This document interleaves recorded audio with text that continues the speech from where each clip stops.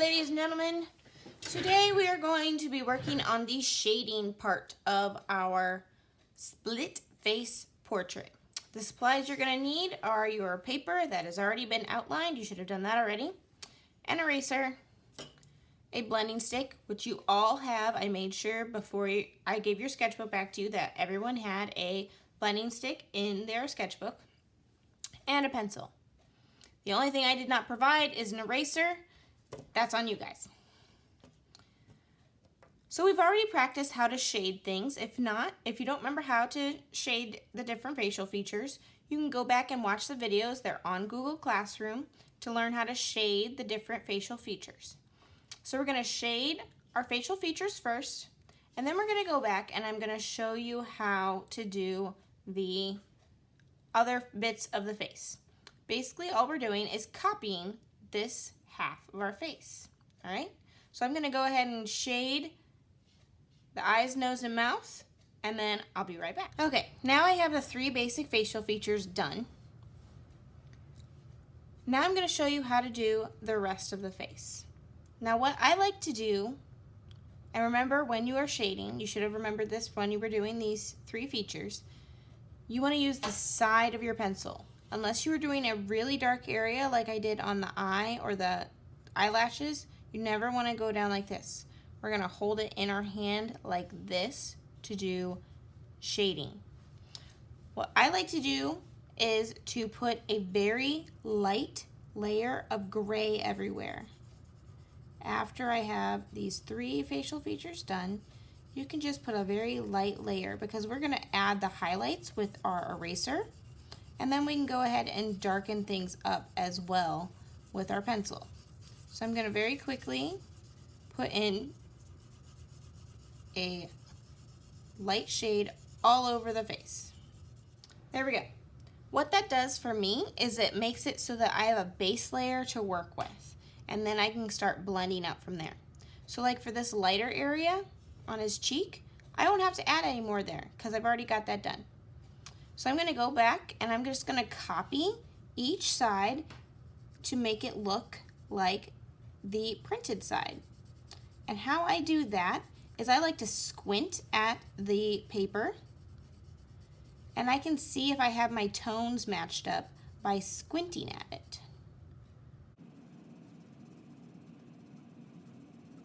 So you're just going back and forth to try and match up the different tones on your teacher's face.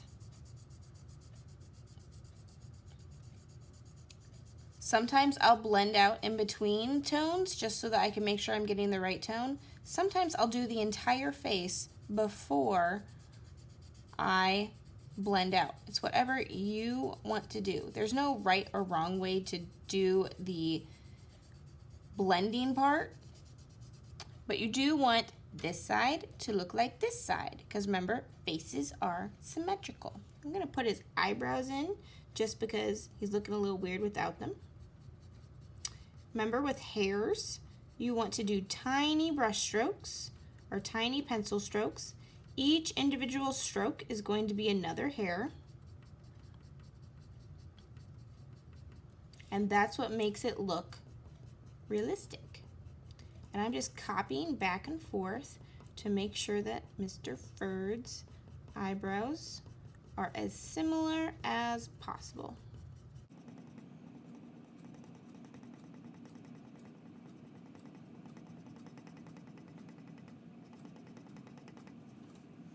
And I find it's better if you like step and look away for a second just to make sure that everything's lining up. You can always add more. It's harder to add less. So then I know that I have to add some more shading here to make his eyebrow blend in.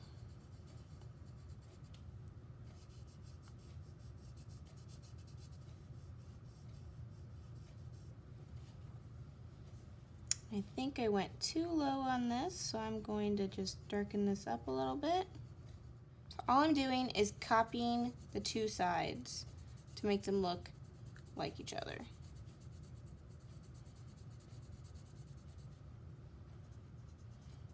And the more you do this, the better practice you will get and the better it's going to turn out. Now, I've been doing this for a really long time, so that's why mine is turning out decent. I don't think it's the best artwork I've ever done. Now that I have some basic blocking done, I'm going to go in and use my blending stick to blend everything together just to see where I'm at with my blending.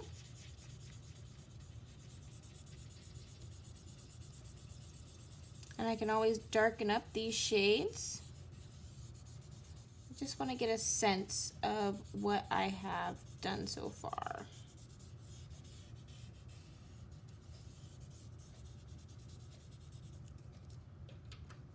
So I see that I need to go a little bit darker on the side. It's going to be darker on the sides of the face than it is towards the center because the light is hitting him from the center.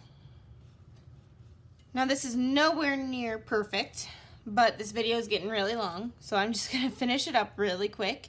I will finish up the shirt and his hair, just trying to copy what is going on with the front on this side as well as on this side.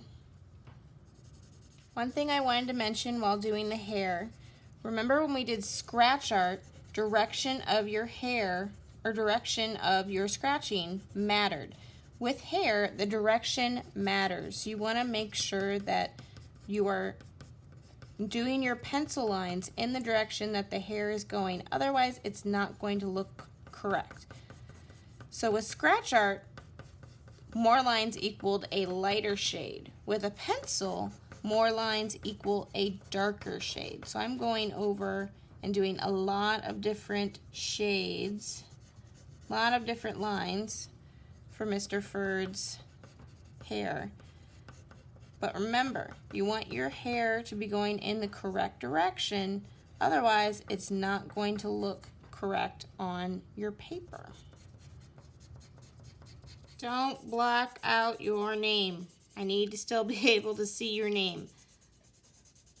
If the clothing doesn't look perfectly right, that is okay. I am not concerned with the clothing. I am more concerned with the facial features and how well you copied to make the shading look the same on both sides.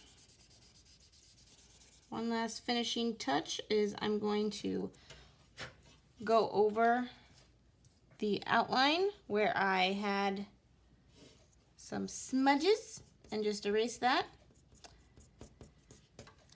So this is what we need to have done for week 2. We need to have the facial features and the shading done.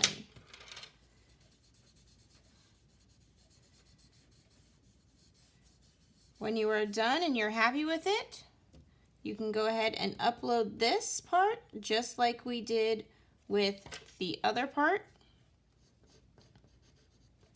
Do not do the background. We are going to be doing something else for the background.